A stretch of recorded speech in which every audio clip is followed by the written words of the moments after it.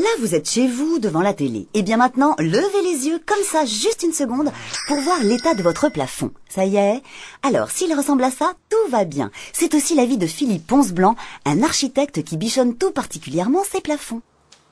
Le plafond, s'il est en bon état, il n'y a pas lieu de toucher. On peut laisser un plafond propre, lisse. On peut juste créer des éléments de décoration en périphérie d'une pièce, juste avec l'apport de corniches. On a trouvé l'idée de Philippe plutôt sympa. Alors on est allé voir si on trouvait des corniches dans les magasins. C'est assez surprenant. Oh, du polystyrène, regarde. Et c'est aussi léger qu'une plume. Ensuite, tout est une question de goût. Tout dépend quel style on veut donner à l'appartement. Si c'est un style très classique, à ce moment-là, on va surcharger un petit peu les corniches et carrément mettre une rosace en plein milieu du plafond pour donner un décor très lourd. Si vous êtes plutôt contemporain, utilisez plutôt des corniches très sobres. Fixation intérieure. Si la pose est correctement faite avec de la colle, à ce moment on aura juste la corniche à repeindre et à ce moment-là on essaiera de la traiter avec un demi-ton en dessous pour lui donner un petit peu de relief. Les plafonds en bon état se repeignent sans problème. Faut juste bien choisir sa couleur. Philippe, lui, n'est pas partisan des couleurs flashy. La peinture, je préconiserais plutôt du mat, blanc mat, pour lui donner quelque chose de très neutre et surtout très clair au niveau des plafonds. Je ne préconiserais pas un plafond foncé qui aura tendance à écraser la pièce et l'alourdir. En revanche, d'après notre Philippe, la peinture blanche ne vous sera d'aucun secours pour faire du camouflage, surtout si votre plafond a de vilaines fissures comme celle-ci, ou s'il a hérité d'une tuyauterie disgracieuse après travaux.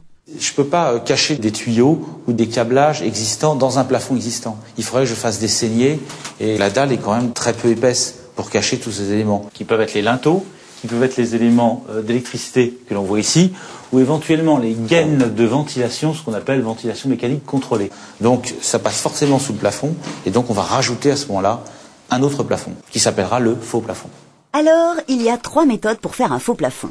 La plus traditionnelle, c'est celle du staff. Voici le staffeur de Philippe. Il est toujours couvert de taches blanches parce que sa matière première, c'est le plâtre.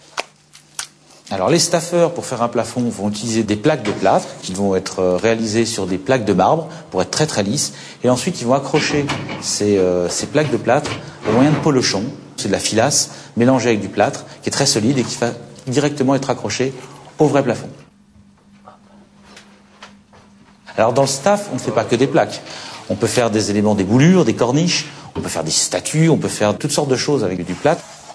D'ailleurs, nous avons pris Philippe au mot et nous avons demandé à son staffeur quelle était sa réalisation la plus folle. Ni une ni deux, il nous a emmenés chez lui et il nous a montré ça. Et ça, c'est du plâtre. La deuxième méthode, qui est plus abordable, c'est d'utiliser des plaques en carton et en plâtre. Celles-là sont faites en grande série. On les fixe au vrai plafond avec des armatures métalliques.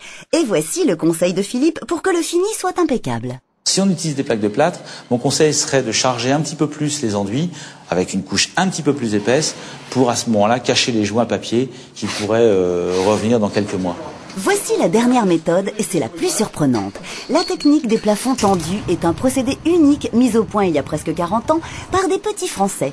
Ils en ont vendu partout, même au Japon. Et ce monsieur, Gérard Gaillat, nous a expliqué comment ça marche. Nous, notre système, c'est une solution PVC. C'est-à-dire que vous avez une baguette périphérique, donc qui se met autour des murs, bien entendu.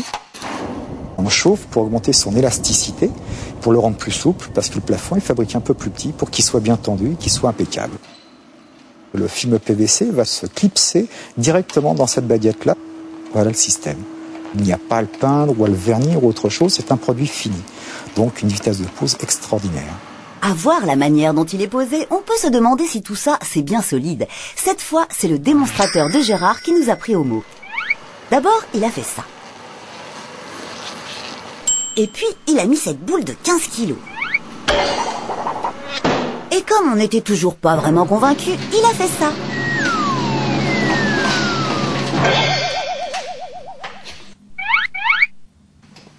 En plus de résister au poids de ses démonstrateurs, le plafond tendu est capable de prendre toutes les formes et toutes les couleurs. Et ils ne se sont pas arrêtés là. Nous avons aussi des plafonds lumineux aussi. C'est toujours le même système, sauf qu'il est translucide et nous mettons de l'éclairage au-dessus. Alors, ce que vous voyez au-dessus de ma tête, c'est simplement de la fibre optique que nous avons fait traverser dans notre plafond tendu. Donc ça vous donne un décor dans votre plafond. Quand Gérard parle de décor, il a raison. Un faux plafond qui en jette, c'est aussi un faux plafond qui sait faire d'autres choses que de plafonner. Et d'après notre architecte, si on sait en tirer parti, ça peut vous transformer une pièce.